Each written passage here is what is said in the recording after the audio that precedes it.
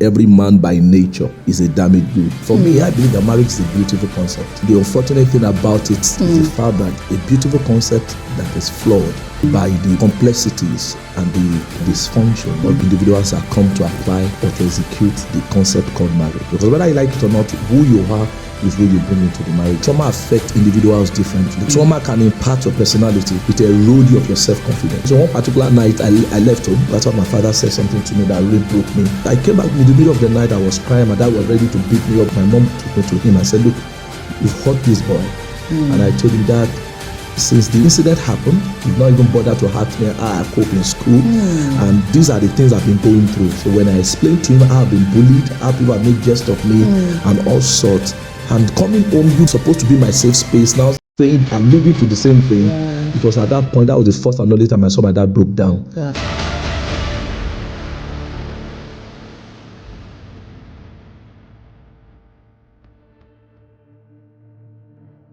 Hello. Hi. She's Ibirunke Abiola and he is Ola Abiola. And this is Marriage Conversations. Marriage Conversations.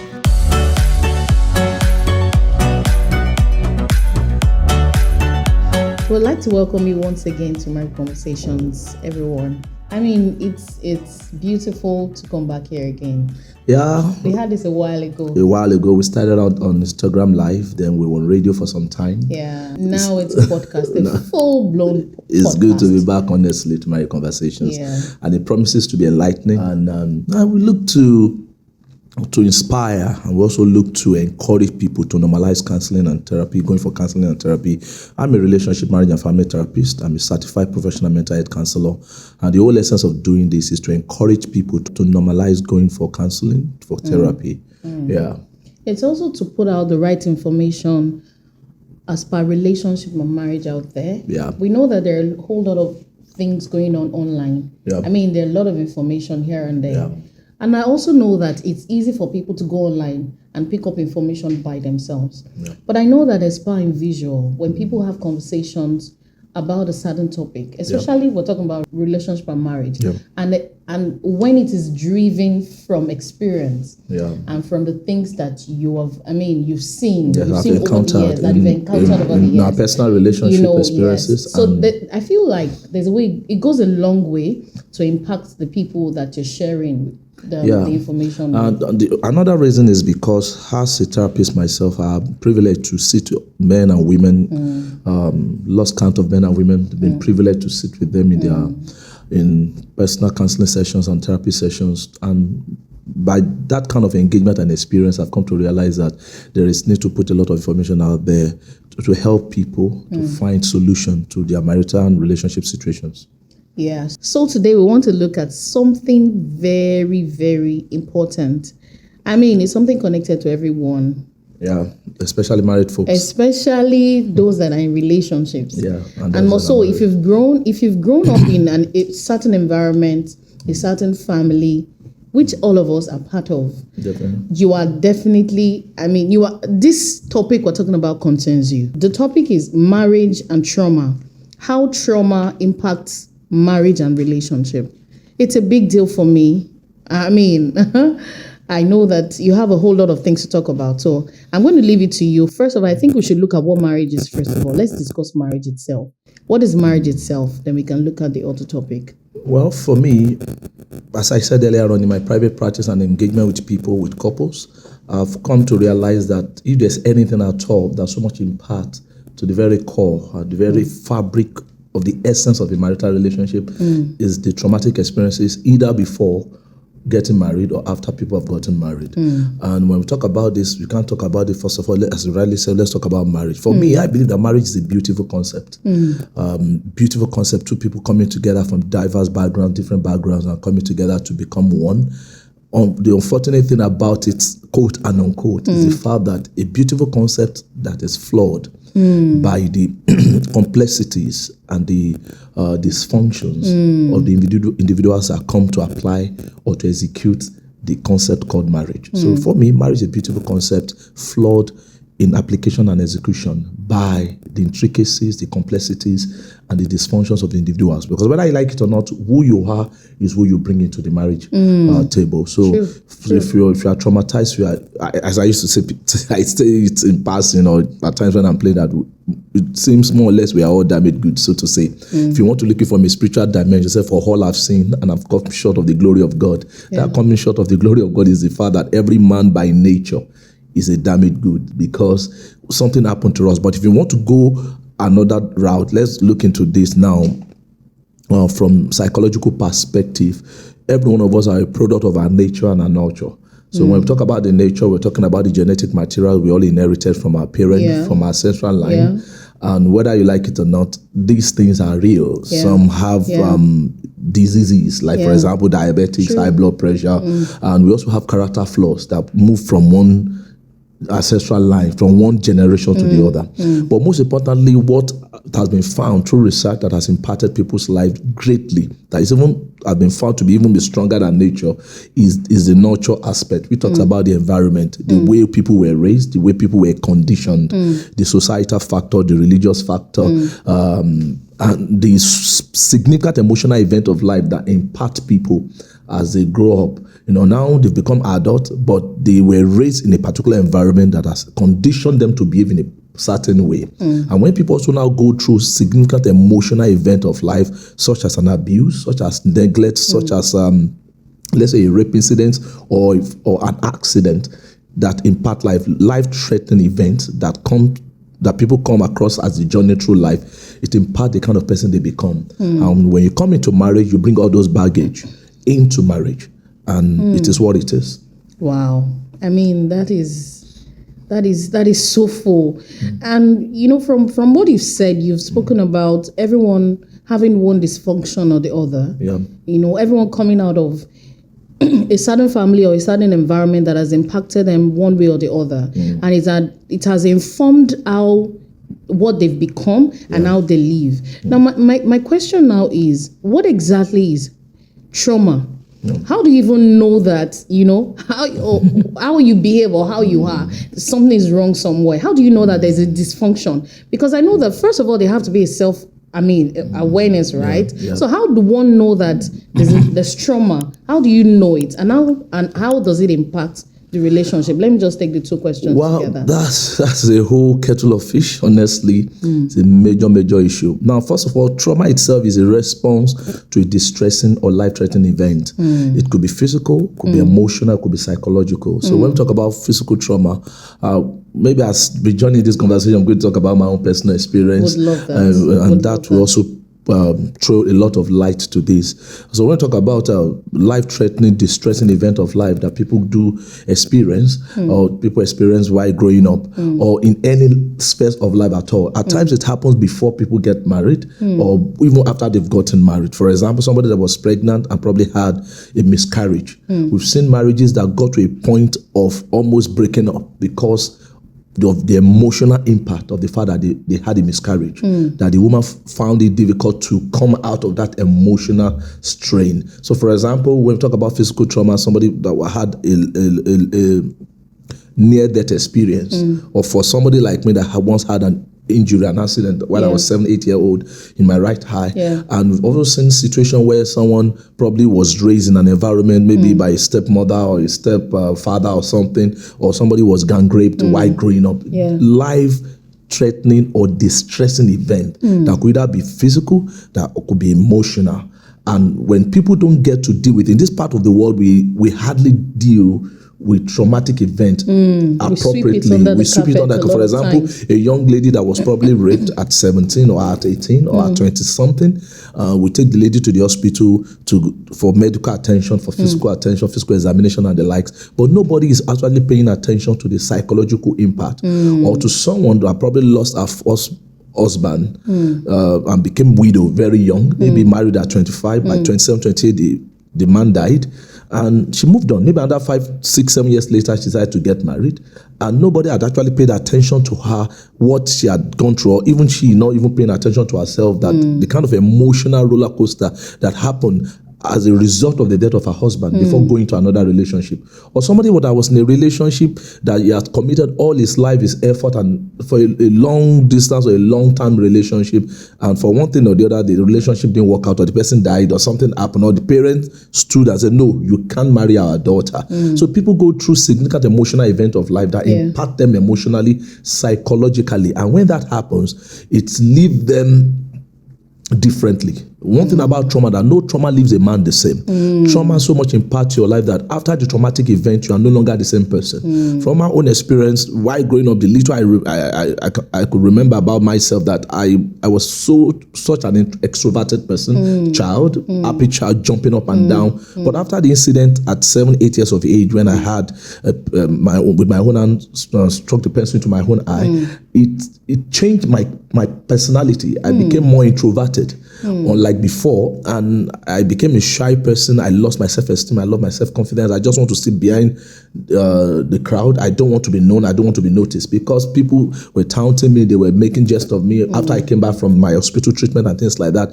Even at a point, my dad of blessed memory, when he wants to correct me for doing something wrong, he will make assertion or allusion to look at his eyes. Come and get out from there, Make a reference. To that. It was emotionally insensitive to me. Yeah. So when such things happened to me, I felt bad. I said, there's those things impacted me so much that if it's understandable if people outside are taunting me and saying all sorts of things, but not my own father that's supposed to be a safe space. So that robbed me of my personal confidence. I love my sense of worth, self-esteem, and it was part of me till I became an adult, even I became an undergraduate when I met you on campus, and it impacted every area of my life. In fact, some of these things I was not even aware of them, but it was manifesting in the things I was doing. And how you were doing those things. I was interested because okay. So I just want to. We want to hear the whole story, and I think it's okay if you just tell us the full story, how it happened. I mean, your trauma. Tell us the different stages, the things you experienced, why you were growing up, even till you got married, and how it also impacted you in marriage. You want to hear that. But if I will, before we go there, I just want to mention, and I think it's what you just explained tells me that trauma is a big deal. Yeah, it is. And it is something that we need to pay attention to. If you're out there in a relationship, in your marriage, or whatever it is, when you notice that something keeps happening over and over again, you need to trace it.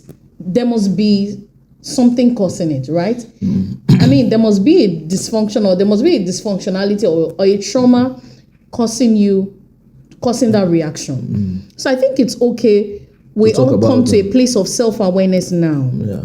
If you see that just sit back and say, what makes me behave this way? The way I do. What makes me relate with people the way I relate with people? What makes me so clingy to my partner? You understand? What makes me when someone shouts at me, I just withdraw to my shell? It's okay to look back or think back and know what causes that. It's just funny when I think about it, really, and I think about my own life and my journey as well. It's actually true that we're all from one dysfunction or the other. Yeah. We've all experienced one dysfunction or the other, which has informed the person we have become. It's conditioned us to become the kind of person we are. Now, you see, first and foremost, we need to understand this, that trauma affects individuals differently. And this goes to so many factors. Yeah. Number one, your personality.